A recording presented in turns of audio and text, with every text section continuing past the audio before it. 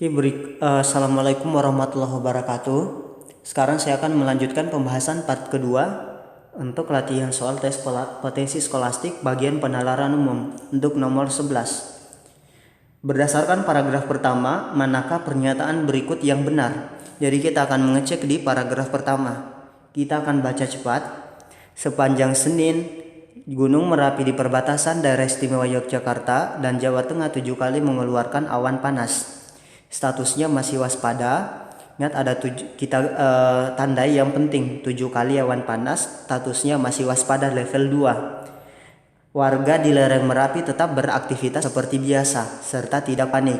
Data BPPTKG Senin pagi menyebutkan Merapi 5 kali mengeluarkan awan panas. Seluruh awan panas meluncur ke arah Hulu Kali Gendol Kabupaten Sleman DIY dengan jarak terjauh 1 km. Merapi kembali memuntahkan awan panas guguran dengan jarak 200 meter ke Kali Gendol menyebabkan kumpulan asap setinggi 400 meter. Kita akan cek di pilihan. Karena Gunung Merapi berstatus level 2, warga menjadi panik dan dianjurkan untuk segera mengungsi. Nah, tadi warga itu biasa serta tidak panik, berarti A salah. Untuk yang B, awan panas yang meluncur ke arah Hulu Kali Gendol Sleman DIY keluar dari Gunung Merapi sebanyak 5 kali. Nah, tadi ada yang 5 kali ke arah Hulu Kali Gendol, berarti ini bisa jadi benar. Kita simpan. Untuk yang C, tanggal 18 Februari 2018 siang. Nah, kalau kita fokus ini di tanggalnya sudah salah. 18 Maret karena bulan 3 bukan bulan Februari. Jadi C salah. D, BPPTKG mencatat guguran awan panas yang meluncur dan mengarah ke Kali Gendol tidak membahayakan warga. Nah, awan panas BPPTKG itu tidak menyatakan tidak membahayakan warga. Karena awan panas ya pasti bisa jadi berbahaya untuk warga. E, status Gunung Merapi yang pada Senin pagi berstatus waspada akan segera diturunkan juga tidak dinyatakan. Jadi yang benar adalah B. Oke, selanjutnya kita lanjut ke soal nomor 12. Berdasarkan paragraf pertama, jika warga di lereng Merapi tetap beraktivitas seperti biasa, manakah simpulan yang benar? Nah, ini penarikan kesimpulan. Adalah hubungan sebab akibat. Kita akan mencari kalimat warga lereng Merapi beraktivitas seperti biasa. Nah, seperti biasa serta tidak panik. Kita baca kalimat lengkapnya. Statusnya masih waspada dan warga di lereng Merapi tetap beraktivitas seperti biasa serta tidak panik. Berarti kalau warga beraktivitas seperti biasa serta tidak panik, status masih waspada atau level 2. Kita akan mencari di pilihan mana yang mengatakan waspada atau level 2. Yang A tidak, nah yang B yang benar. Gunung Merapi yang sempat mengeluarkan awan panas masih berstatus waspada level 2 yang tidak berbahaya. Ya, sehingga warga masih beraktivitas seperti biasa serta tidak panik. Jadi penarikan kesimpulan. Oke, sekarang untuk nomor 13. Berdasarkan isi teks 2, mana pernyataan berikut yang tidak benar? Oke, ini teks 2 berarti keseluruhan kita akan mengecek.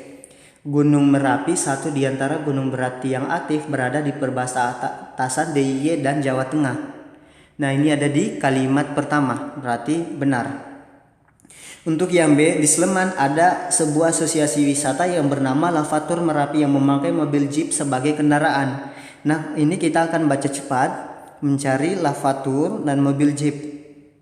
Nah, ini ketua asosiasi jeep lereng Merapi berdiri mengatakan oke ini dan seterusnya, berarti ini benar. Untuk C, hasil evaluasi BPPTKG menyebutkan status Merapi masih tetap sama level 2 dan zona bahayanya masih sama yakni 3 km. Nah, kita akan lingkari BPPTKG dan kita akan mencari evaluasi.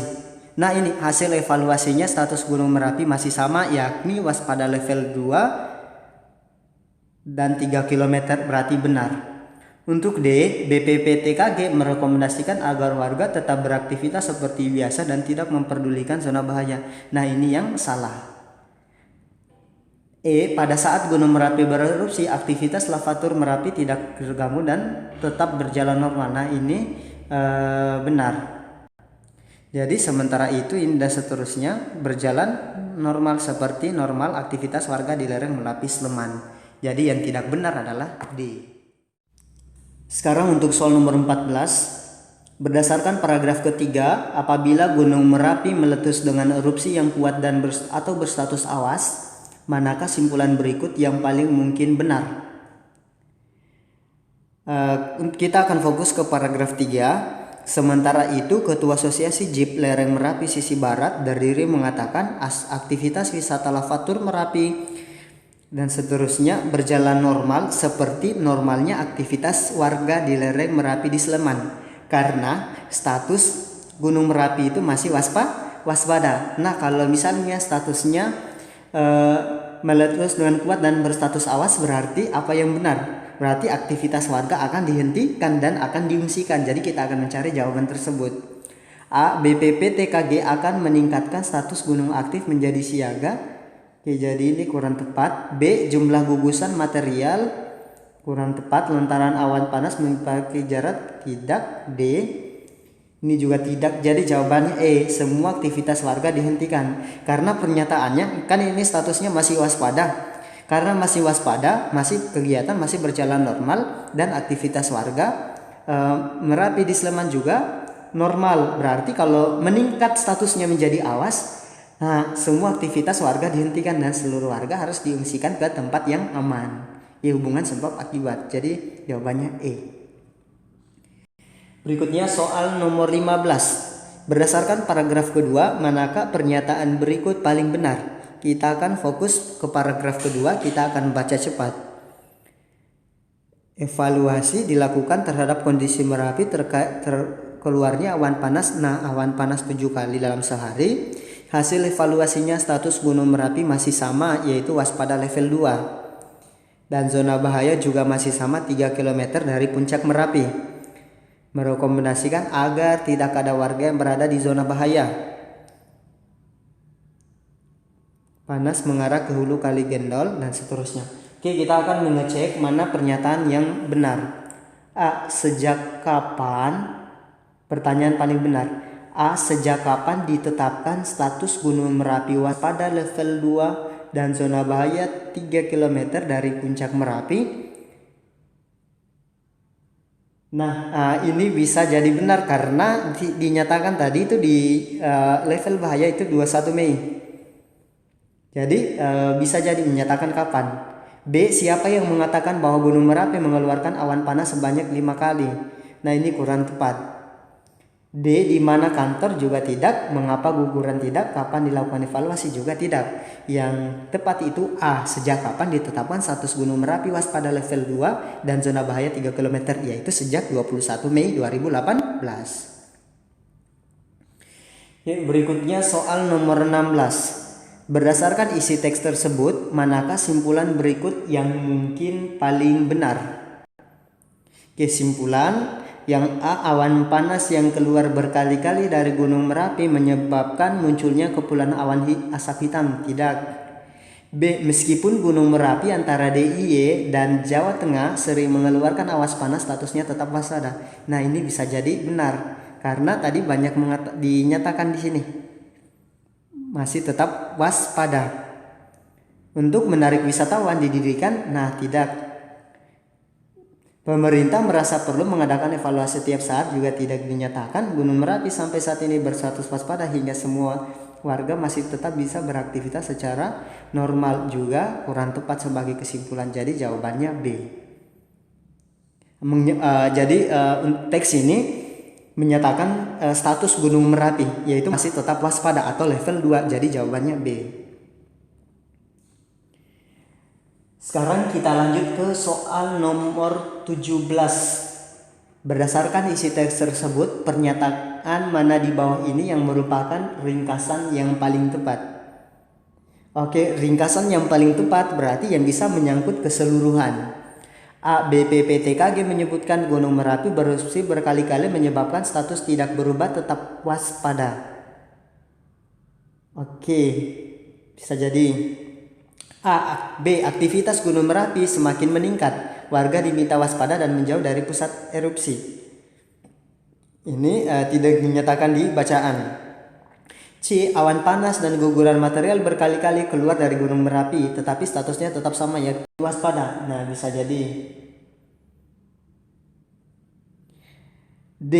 Dengan status level 2, BPTKG merekomendasikan agar tidak ada warga yang berada di zona bahaya. Tidak. Yang ini juga kurang. Jadi harusnya ringkasannya itu menyatakan tentang status Gunung Merapi yang masih waspada. Jadi pilihannya antara A dengan C. Kita akan bandingkan A dengan C. BPPTKG menyebutkan Gunung Merapi bererupsi berkali-kali menyebabkan status tidak berubah, tetap waspada. C. Awan panas dan guguran material berkali-kali keluar dari Gunung Merapi tetapi statusnya tetap sama, yakni waspada. Oke, yang benar itu yang ini, yang tetap sama atau statusnya waspada. Jadi jawabannya C. Sekarang kita akan lanjut ke pembahasan soal nomor 18. Gunung Merapi meletus 7 kali jika letusan ke-1 jam 06.05, letusan kedua jam 06.07, dan letusan ketiga jam 06.11. Berarti bisa saya tulis menjadi seperti ini. Ada letusan pertama, letusan kedua, dan letusan ketiga. Letusan pertama jam 06.05. Letusan kedua 06.07, letusan ketiga 06.11. Dan selisih antar letusan membentuk deret geometri. Ini selisih 2 menit, nah ini selisih 4 menit. Berarti nanti berikutnya selisih 8 menit. Ingat deret geometri itu perjumlahannya masing-masing dikali 2 dikali 2. Oke, maka letusan ke-7 akan terjadi pada pukul, berarti letusan ke-7 itu terjadi pada letusan pertama kan 06.05. Nanti ini letusan pertama ditambah dengan penjumlahan sampai letusan ke-7, berarti sebanyak 6 kali karena letusan pertama sudah ini 06.05. Berarti rumusnya nanti letusan ke-7 itu sama dengan letusan pertama nanti ditambah dengan S6 menggunakan rumus deret geometri. Berarti 06.05 ditambah dengan S6 itu rumusnya A kali R pangkat N dikurang 1 dibagi dengan R kurang 1. Berarti 06.05 ditambah dengan, nah A itu ini perubahan yang pertama. Jadi ini nilai A. R itu rasio. Rasio itu rumusnya ini 4 dibagi dengan 2. Jadi rasionya sama dengan 2. Pengalinya berapa? Jadi itu rasio atau bedanya. Perbandingan yang kedua dengan yang pertama. Terus nilai A kita masukkan, A yaitu 2. Rasionya juga 2. Dipangkat dengan nilai N-nya itu ini 6. Dikurang dengan 1. Dibagi dengan 2 dikurang 1.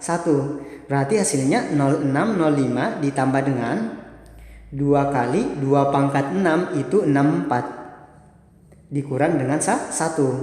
Berarti sama dengan 06.05 ditambah dengan 64 kurang 1 63 dikali 2 126. Berarti ditambah 126 menit. Nah 126 menit itu berarti 2 jam. 2 jam kan 120 menit. Berarti 06.05 nanti ditambah dengan 120 berarti 2 jam 6 menit. Nah berarti letusan ke-7 terjadi pada pukul 08.5 tambah 6 lewat 11 menit. Jadi jawabannya D. Oke, sekarang kita lanjut ke soal nomor 18. 160 wisatawan mengendarai 40 mobil jeep. Jika mobil jeep terdiri ada 2 jenis, yaitu berkapasitas 3 penumpang dan 5 penumpang, dan semua mobil terisi penuh, maka banyak mobil yang berisi 5 penumpang sebanyak. Nah kan ada 2 keadaan, ada 2 jenis, misalnya X dan Y. Nah total mobil jeep yaitu ada 40. Pertama berkapasitas 3 penumpang, berarti 3X. Kedua berkapasitas 5 penumpang, 5Y. Semua penuh, berarti 160 orang masuk semua karena total wisatawan ada 160. Kita akan mencari berapa banyak mobil yang berisi 5 penumpang. Berarti kita akan mencari mobil yang Y yang terisi 5 penumpang. Sehingga X kita harus eliminasi. Nah, X kan ini 1, 3, berarti kita kali silang. Kali 3 dan kali 1.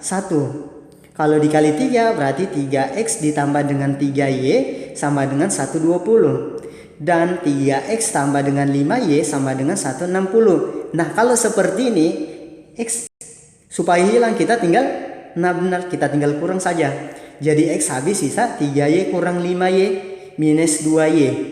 Hasilnya sama dengan 120 kurang 160 min 40. Berarti Y sama dengan 40 bagi 2. Hasilnya 20. Berarti ada 20 mobil yang berisi 5 orang penumpang. Oke.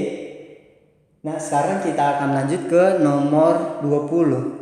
Berdasarkan paragraf ketiga terakhir, biaya operasional setiap mobil Jeep adalah 500.000 dan biaya tersebut dibebankan kepada setiap wisatawan sama besar. Pernyataan yang benar adalah, nah kan tadi mobil Jeep itu ada 40 mobil dan wisatawan ada 160. Berarti biaya perjalanannya saya bisa tuliskan seperti ini. Satu mobil Jeep itu biayanya 500.000. Berarti 500.000 dikali dengan 40 dikali dengan 40 mobil Jeep. Oke, ini 500.000. Oke, jadi 40 mobil dikali dengan 500.000. Nah, ini untuk keseluruhan 160 orang. Jika dibagi rata ke semua wisatawan berarti dibagi dengan 160. Oke, kita sederhanakan, ini nolnya habis. 4 dengan 16. 4. 500 bagi 4. 125. Berarti setiap orang membayar 125.000. Oke, 125.000 berarti jawabannya. Kalau A, jumlah wisatawan pada setiap mobil Jeep adalah 4 wisatawan, ini tidak. Karena tadi ada yang 5, ada yang 3. B, biaya operasional total dari mobil Jeep adalah 20 juta. Oke, kalau 40 kali 500.000 berarti 4 kali 5 20. Nah, ini benar, totalnya adalah 20 juta. Berarti B bisa jadi benar. Kalau C, setiap wisatawan dipungut biaya untuk biaya operasional 1.250.000. Salah, harusnya 125.